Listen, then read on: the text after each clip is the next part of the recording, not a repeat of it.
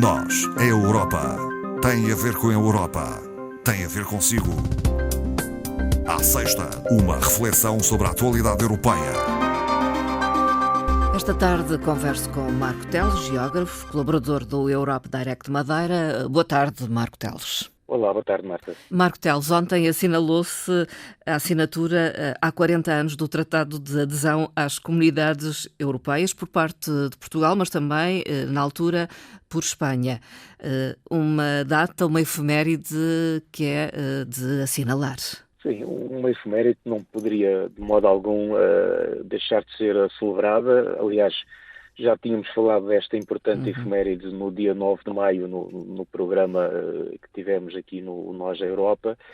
Já tínhamos alertado para esta situação, portanto, hoje celebramos efetivamente 40 anos em que foi assinado o Tratado de Adesão no Mosteiro dos Jerónimos, portanto, formalmente a nossa entrada na União Europeia, o que se veio depois a concretizar no dia 1 de janeiro de 86. E portanto, ontem, precisamente para celebrar estes 40 anos, e parece que foi ontem, mas já passaram efetivamente 40 anos, houve esta cerimónia oficial no Mosteiro dos Jerónimos, com diversas entidades presentes, quer as mais altas patentes e representantes a nível nacional, mas também representantes da União Europeia, atuais e do passado. Tivemos, por exemplo, o antigo Presidente da Comissão Europeia, Durão Barroso, o atual Presidente do Conselho Europeu, António Costa, e a nossa Comissária Portuguesa, portanto, um conjunto de personalidades que, de certa forma, relembraram este importante acontecimento e que tem, efetivamente, este grande objetivo, que é, no fundo, refletirmos sobre as transformações económica, social, política, que nestes 40 anos aconteceram no nosso país, e acho que também estes momentos não devem e certamente não servirão apenas para recordar o passado e tudo aquilo que ganhamos destes 40 anos, mas também projetarmos as dificuldades e os desafios do futuro. Essa transformação é real? Considera que é sentida pelos cidadãos, reconhecida? Eu não tenho a menor dúvida que sim. Aliás, sobre essa situação, sem querer estar a dar destaque em alguém em particular, mas, por exemplo, o Presidente da República focava exatamente esse ponto que a Marta dizia. Ele ontem referia numa entrevista, dizia que a adesão de Portugal à União Europeia deixou de ter vozes críticas, porque os seus opositores perceberam que foi uma boa decisão. Eu efetivamente...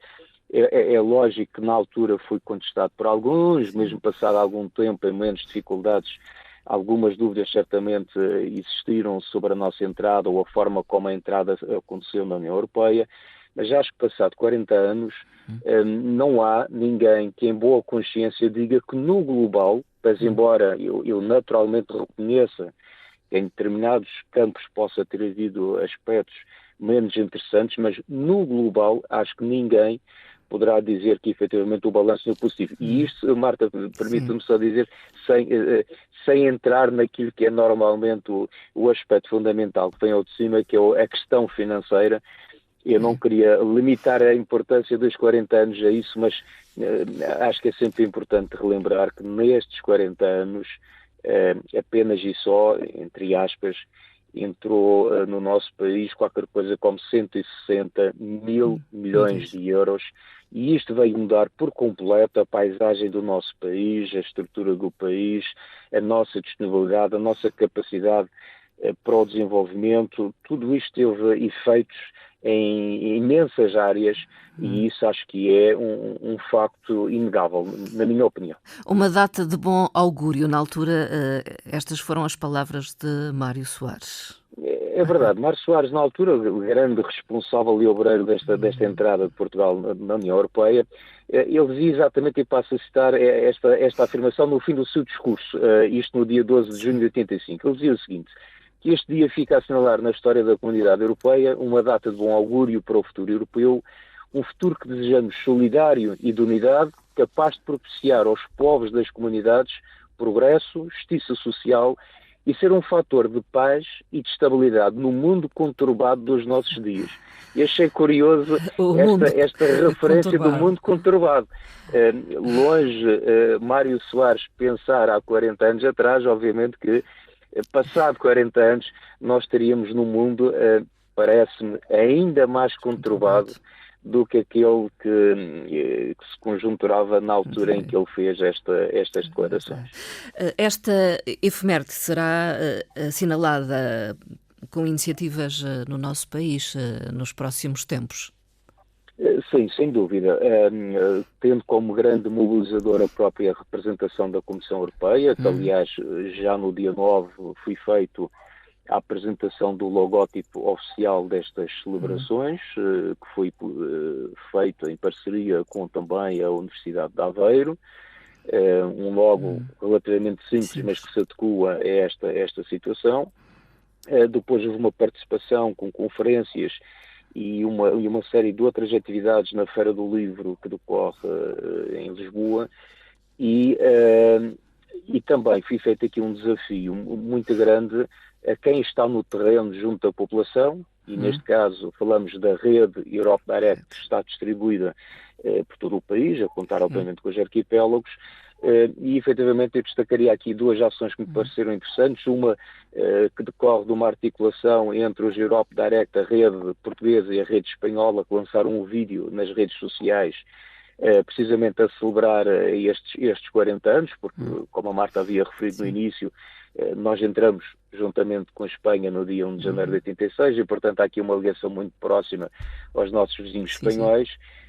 E houve também, aqui eu destacaria uma conferência que teve lugar já esta semana, que foi promovida pelo Europe Direct de Canárias, os nossos colegas do Europe Direct de Canárias, obviamente relacionada, neste caso em particular, com a adesão de Espanha à União Europeia, a antiga CEE, mas na qual estiveram presentes dois jovens madeirenses, Francisca Coelho e Daniel Sousa, que participaram na qualidade, digamos assim, de jovens representantes das RUP portuguesas, também estiveram presentes dos Açores, e que deram o seu testemunho sobre o significado que para eles teve tem esta adesão de Portugal à então CIE. Portanto, são pequenas iniciativas, digamos assim, mas que no seu somatório acabam por fazer toda a diferença, relembrando toda a importância, no fundo, deste passo importante que foi dado há 40 anos. Em particular, talvez, para as RUP, as regiões ultraperiféricas portuguesas, como a Madeira, os Açores. Eu diria que sim, é difícil quantificar qual a região do país que possa, porventura, ter mais beneficiado. Pronto, poderíamos limitar essa análise a uma verificação contabilística e aí ficaria muito fácil fazer essa comparação, mas como eu digo, a União Europeia é muito mais do que os fundos estruturais, vai muito além dessa situação e, portanto, eu também não tenho aqui a menor dúvida que nas regiões ultraperiféricas a entrada de Portugal na União Europeia foi também um momento decisivo, porque permitimos dar aqui um passo muito grande, não só da aproximação ao continente europeu, mas no tal desenvolvimento e no acompanhar daquilo que se passava no centro da Europa e, portanto, também acho que ninguém de boa fé na região autónoma, seja da Madeira ou dos Açores, achará que a entrada de Portugal na União Europeia foi um momento negativo. Marco Teles, nestes tempos conturbados, como já aqui referimos, qual o momento negativo da semana? Pois, da mesma forma como temos muita coisa boa a acontecer durante a semana, infelizmente também temos momentos negativos e de facto esta semana eu destacaria um episódio lamentável, inqualificável, que teve a ver com a morte de uma funcionária num estabelecimento de ensino em França, causada por um adolescente de 14 anos. Porquê que estou a trazer este episódio infeliz à antena? Porque, decorrente desta situação, o presidente Macron veio dizer que a França tenciona proibir o acesso às redes sociais por menores de 15 anos, isto se a União Europeia não tomar medidas. Isto é uma forma, obviamente, de pressionar as entidades europeias a refletir, a agir, porque a reflexão eu acho que tem efetivamente havido, sobretudo quando há estes episódios infelizes, mas, na minha opinião, acho que é um assunto demasiado sério e ao qual não se tem dado a devida atenção. Temos deixado o tempo passar à espera que nada aconteça, que a coisa se resolva por si só, que é normal, são as tecnologias, são as modernices, mas não é normal, e nós começamos a perceber que há um conjunto de países, não só ao nível europeu, que começam finalmente a tomar medidas concretas, e isso requer muita coragem política por parte dos decisores, no sentido de limitar o acesso dos jovens, nomeadamente e em particular à questão das redes sociais. Porquê? Porque não há forma tecnicamente de controlar, porque eles mentem sobre a idade, o limitar a questão da idade do ponto de vista de perguntar em que ano nasceu, eles podem facilmente contornar essa situação, mandar a responsabilidade para os pais, o controle parental, sabemos perfeitamente que não resulta em muitas vezes esse controle parental pura e simplesmente não existe e, portanto, basta nós pensarmos numa coisa, Marta, todos nós temos a consciência do impacto que a utilização das redes sociais tem na nossa vida e nós somos adultos. Agora vamos imaginar como é que um jovem de 8, 9, 10, 11, 12, ou que idade for, que está muitas horas ou muitos minutos por dia a consumir, muitas das vezes sem controle, informação destas ditas redes sociais, o impacto que isto pode ter no seu processo cognitivo, na formação da sua personalidade. Isto é realmente um assunto demasiado sério que não deveria ser esquecido de modo algum pelas autoridades. Marco Teles, finalmente vamos olhar para a sessão plenária do Parlamento Europeu, que decorre de 16 a 19 de junho em Estrasburgo. O que é que vai estar na ordem do dia? A lista é extensa. Marta, é muito extensa. Não esqueçamos que quando dizemos uma sessão plenária em Estrasburgo significa uma semana inteira de trabalhos dos parlamentares, dos deputados no Parlamento Europeu. Portanto, é muito tempo para discutir muita coisa. Essa agenda pública está disponível na internet. Mas eu destacaria aqui talvez 2, 3 tópicos por aí. Uma delas tem a ver com também está relacionada com a Cimeira da NATO que irá ter lugar em junho e, portanto, os eurodeputados vão apresentar esta quarta-feira também as suas expectativas para esta Cimeira da NATO que decorre, como disse, nos finais de junho, através de um debate com a Comissão. E este aspecto é importante porquê? Porque nesta semana, aliás, Durão Barroso, que já hoje aqui também citei, falava precisamente sobre esta matéria e falava este compromisso que se tenta, nomeadamente impulsionado pelo secretário-geral da NATO, de ver se nós conseguimos realmente aumentar as contribuições da nossa percentagem do PIB para a questão da defesa, para além dos 2%. Já sabemos que há muita pressão para alcançar os 5%, mas este 5% é uma pressão que vem do outro lado do Atlântico, é uma pressão muito particular vinda da administração de Trump. É completamente impossível e irrealista Portugal, nos tempos próximos, ter um contributo de 5% do seu PIB para a área da defesa. Isto não é, simplesmente não é possível. Não é realista. E não é realista, não é de todo realista, como também, e isso tem sido alertado, várias pessoas têm alertado para esta situação, os valores não poderão ser dessa natureza. Ponto 1. Ponto 2, é preciso definir um calendário para isso, porque para se chegar a um valor que seja de 3,5%, como ainda esta semana veio a público, mas mesmo esses 3,5% é um valor bastante significativo que não se vai conseguir alcançar de um ano para o outro. E isso tem implicações noutras áreas, nomeadamente no social, e isto é um aspecto extremamente importante. Outra questão será a crise humanitária em Gaza? Sim, aqui os eurodeputados e os representantes do Conselho e da Comissão vão debater na terça-feira também uma possível revisão de um acordo que constitui a base da cooperação política e económica entre a União Europeia e Israel. Isto advém, como é óbvio,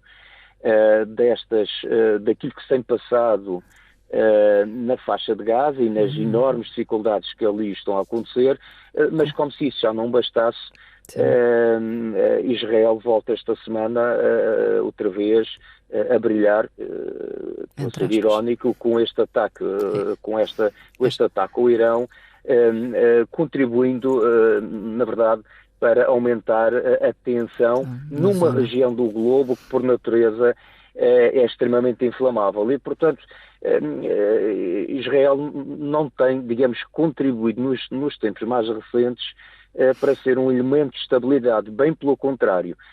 Isto terá muito também a ver com a posição cada vez mais enfraquecida do primeiro-ministro israelita, mas isso leva-nos para outros campos políticos e, portanto, passemos à frente. Esperemos que daqui saia alguma decisão interessante para também pressionar Israel. Estivemos a falar de política internacional. Vamos para uma nota mais concreta que tem a ver com a revisão dos direitos dos passageiros dos transportes aéreos, que também será discutido nesta sessão plenária. Exato, está agendada para terça-feira. Eu só recordar uma coisa muito simples, é que já em 2014 o Parlamento quis atualizar os direitos dos passageiros dos transportes aéreos.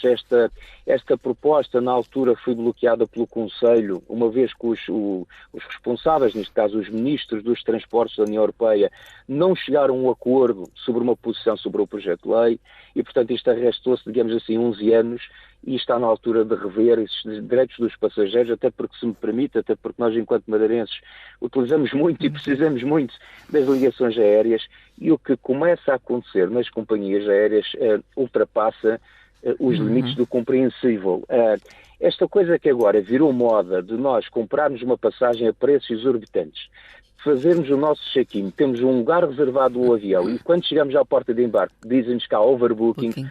Isto é uma coisa incrível, porque efetivamente isto são contas de mercearia, o avião tem X lugares e isto é injustificável e isto acontece cada vez com mais frequência. Isto já para não falar que nós daqui a uns dias, para levarmos a carteira no bolso das calças, vamos ter que pagar com certeza um extra, porque enfim, há um sítio para pôr trolleys, mas os trolleys estão a encolher ao ponto de passar a ser uma espécie de, enfim, uma caixinha mínima que cabe pouco mais que um telemóvel.